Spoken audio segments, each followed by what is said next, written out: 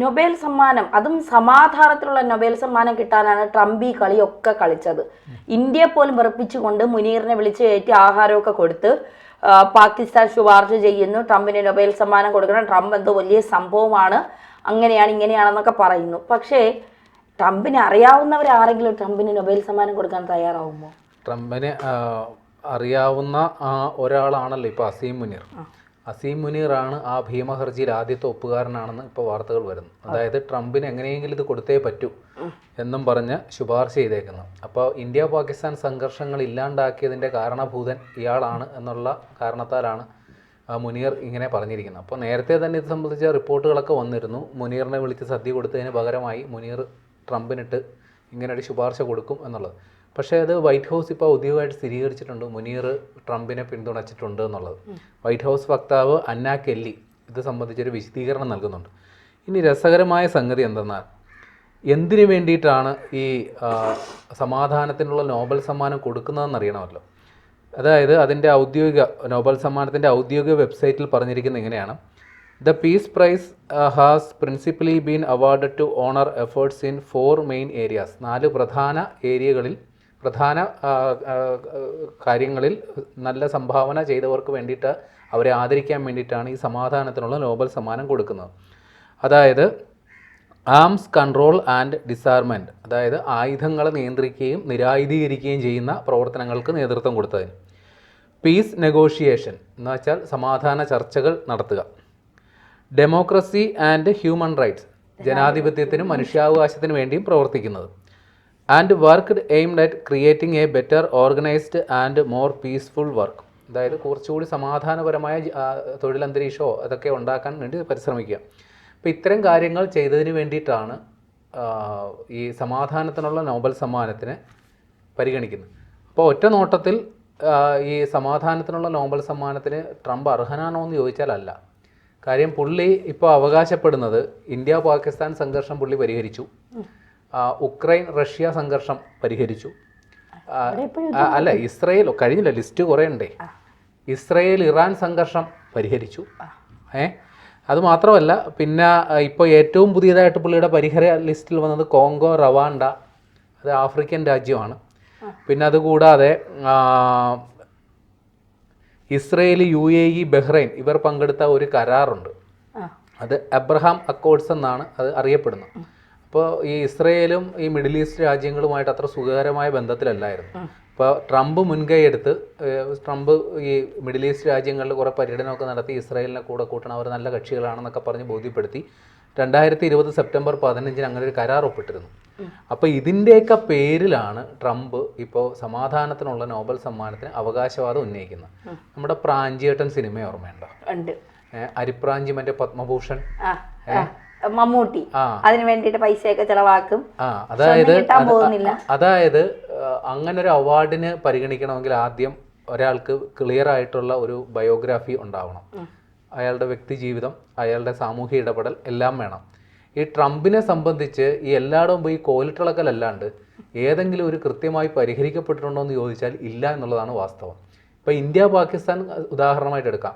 അത് 2 രാജ്യത്തിൻ്റെ DGMOമാർ തമ്മിൽ ചർച്ച ചെയ്ത് ഒരു കരാറിലെത്തിയ ഒരു വിഷയമാണ്. അത് ട്രംപ് കയറി അതിൻ്റെ അവകാശവാദം ഏറ്റെടുത്തു. പക്ഷേ പാകിസ്ഥാൻ സമ്മതിക്കുന്നുണ്ട്, അവർ നിക്കക്കള്ളി ഇല്ലാണ്ട് അവർ പാകിസ്ഥാൻ പിന്നെ US സ്റ്റേറ്റ് സെക്രട്ടറിയെ ബന്ധപ്പെട്ടതായിട്ടൊക്കെ അവർ പറയുന്നുണ്ട്. പക്ഷേ ഇന്ത്യ ഒരിടത്തും ഒരു മധ്യസ്ഥനെ വിളിച്ചിട്ടില്ല. അപ്പോൾ അത് അങ്ങനെ തീർന്നു. അപ്പോൾ ട്രംപിൻ്റെ അവകാശവാദം വെറും പൊള്ളയാണ് ഇന്ത്യ പാകിസ്ഥാൻ സംഘർഷത്തിൻ്റെ കാര്യത്തിൽ. ഇനി ഉക്രൈൻ റഷ്യ സംഘർഷം, അവിടെ ഇപ്പോഴും യുദ്ധം തുടർന്നുകൊണ്ടിരിക്കുകയാണ്. അവിടെ പുടിനുമായിട്ട് വളരെ സൗഹൃദ അന്തരീക്ഷത്തിൽ സമാധാന ചർച്ചകൾക്ക് വരണം എന്ന് പറയുന്ന ആളാണ് ട്രംപ്. പക്ഷേ ഉക്രൈൻ ആയുധങ്ങൾ കൊടുക്കുന്ന ആരാ? അമേരിക്ക. കാര്യം അവർക്ക് F-16 യുദ്ധവിമാനങ്ങളടക്കം റഷ്യ അടിക്കാനുള്ള സകല ആയുധങ്ങളും കൊടുത്തിട്ട് പറയുകയാണ് ഞാൻ അവിടെ സമാധാനം ഉണ്ടാക്കിയ ആളാണ്. കഴിഞ്ഞില്ല, ലിസ്റ്റ് ഇനിയും ഉണ്ടല്ലോ. അതായത് ഇസ്രായേൽ ഇറാൻ യുദ്ധം, അവിടെ എന്ത് സമാധാന റോളാണ് ട്രംപിനുള്ളത്? ഇറാനെ ഇപ്പോൾ പോയി ബോംബിട്ട് തകർക്കുന്നത് ആരാ? അമേരിക്ക. ഇസ്രായേലിന് വേണ്ടിയിട്ട് അല്ല, ഇസ്രായേലിന് കൊട്ടേഷൻ കൊടുത്തത് ആരാ? അമേരിക്ക. പിന്നെ ഇയാൾക്ക് എന്താ ഇത് പറയാനുള്ള അർഹതയുള്ളത്? ഇപ്പോൾ ഈ ഏറ്റവും കൂടി പറയണമല്ലോ, അതായത് ഈ കോങ്കോ റവാണ്ട എന്ന് പറയുന്ന 2 ആഫ്രിക്കൻ രാജ്യങ്ങൾ തമ്മിൽ സംഘർഷം ഉണ്ടായിരുന്നു. അപ്പോൾ അവർ ഇപ്പോൾ രമ്യതയിലെത്തി. അപ്പോൾ ട്രംപ് അതിനും ഇടപെട്ടിട്ടുണ്ടെന്നാണ് പറയുന്നത്. സ്വാഭാവികമാണ്. അത് ആഫ്രിക്കൻ രാജ്യങ്ങളെന്ന് പറയുമ്പോൾ തന്നെ അവർ സാമ്പത്തികമായി വളരെ പിന്നോക്കം നിൽക്കുന്ന രാജ്യങ്ങളാണ്. സ്വാഭാവികമായിട്ടും ട്രംപ് എന്തെങ്കിലും പറഞ്ഞാൽ ഓ ആംബ്ര എന്ന് പറഞ്ഞ് നിൽക്കാനേ അവരെ കൊണ്ട് പറ്റുള്ളൂ. അപ്പോൾ അതിന് അത്തരം ചില, അതായത് ഈ ദുർബല രാജ്യങ്ങൾക്ക് നേരെ ട്രംപിനെ പോലെ ഒരു മസിൽ പവറും മണി പവറും ഉള്ള ഒരാൾക്ക് ഉറപ്പായിട്ടും പറഞ്ഞാൽ അത്തരം രാജ്യങ്ങൾ ഇയാൾ പറയുന്നത് വാ മൂടി കെട്ടി കേട്ടുകൊണ്ട് നിൽക്കുന്നുണ്ടായിരിക്കും. പക്ഷെ മറ്റ് രാജ്യങ്ങൾക്കൊക്കെ സ്വന്തമായി നിലനിൽപ്പുണ്ട്. ഇപ്പോൾ ഇന്ത്യയെ സംബന്ധിച്ച് തന്നെ ഉദാഹരണം എടുക്കാം. അപ്പോൾ പാകിസ്ഥാൻ അവർക്ക് സ്ഥായിയായ ഒരു ഭരണ സംവിധാനമോ മറ്റോ ഒന്നുമില്ല.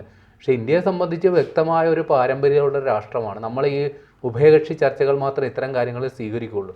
അവിടെ വന്ന് ആളാകാൻ നോക്കിയാളാണ് ട്രംപ്. പിന്നെ ഇപ്പോൾ പറയുന്ന പോലെ ഇസ്രയേൽ ഇറാൻ സംഘർഷം, അവിടെയും അതിൻ്റെ സ്പോൺസറായിട്ട് പ്രവർത്തിക്കുന്ന ആളാണ് ട്രംപ്. എന്നിട്ട് ഇതൊക്കെ പറഞ്ഞിട്ട് ഇതിൻ്റെ പേരിൽ ഒരു നോബൽ സമ്മാനം കിട്ടാൻ വേണ്ടി ആഗ്രഹിക്കുന്നത് തന്നെ അയാളുടെ അല്പത്തരം എന്നല്ലാണ്ട് എന്താ പറയുക. ഏതായാലും മുനീർ തിന്ന ചോറിന് നന്ദി കാണിച്ചിട്ടുണ്ട്. ഏതായാലും മുനീറിന് അതിന് പ്രത്യുപകാരമായിട്ട് പുതിയ യുദ്ധവിമാനങ്ങളൊക്കെ കൊടുക്കുമെന്നൊക്കെയാണ് പറഞ്ഞേക്കുന്നത്. കുറച്ച് മിസൈലുകൾ അതിൻ്റെ കൂടെ ബോണസായിട്ട് കൊടുക്കുമെന്ന് പറയുന്നുണ്ട്. ഈ ബംഗ്ലാദേശിലെ ഇപ്പോൾ ഇടക്കാല സർക്കാർ മുഹമ്മദ് യൂനസിന് ഇതുപോലെ സമാധാനത്തിനുള്ള നൊബേൽ സമ്മാനമല്ലേ കിട്ടിയത്? ഇതേപോലെ സമാധാനത്തിനുള്ളതാണോ എന്നറിയില്ല. നൊബേൽ സമ്മാനം കിട്ടിയിട്ടുണ്ട്. എനിക്ക് കൃത്യമായി അതിനെക്കുറിച്ച് എനിക്ക് ഓർമ്മ കിട്ടുന്നില്ല. അയാൾക്കും കിട്ടിയിട്ടുണ്ട്. പക്ഷെ അയാൾ ഇപ്പോൾ അവിടെ കിടന്ന് അനുഭവിക്കുകയാണ്.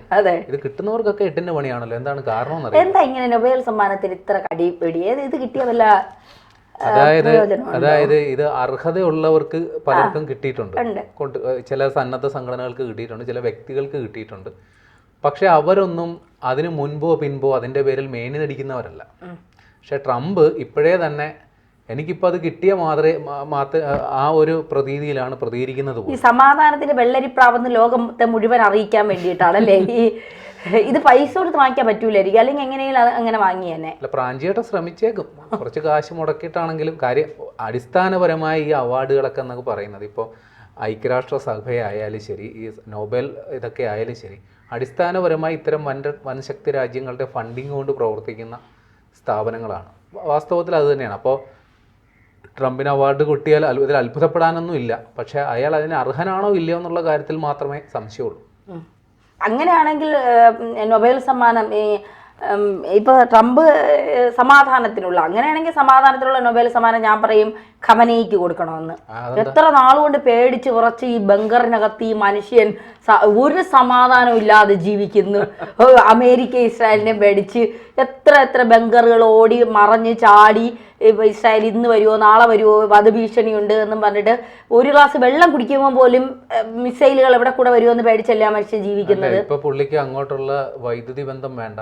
അതെ, മെഴുകുതിരി വെട്ടത്തിന്റെ പുറത്തൊക്കെ ഇരിക്കുന്നതെന്നാ പറയുന്നത്. അയാള് ജീവനോട് ഉണ്ടോ എന്നുള്ള കാര്യത്തിൽ ഉറപ്പില്ല കേട്ടോ. എന്തായാലും ട്രംപ് ചിലപ്പോൾ കാര്യം സാധിച്ചേക്കും. മുനീർ ആദ്യം തന്നെ കൊടിയും പിടിച്ച് മുമ്പിലുണ്ടാവും. അറിയില്ല, നോക്കാം.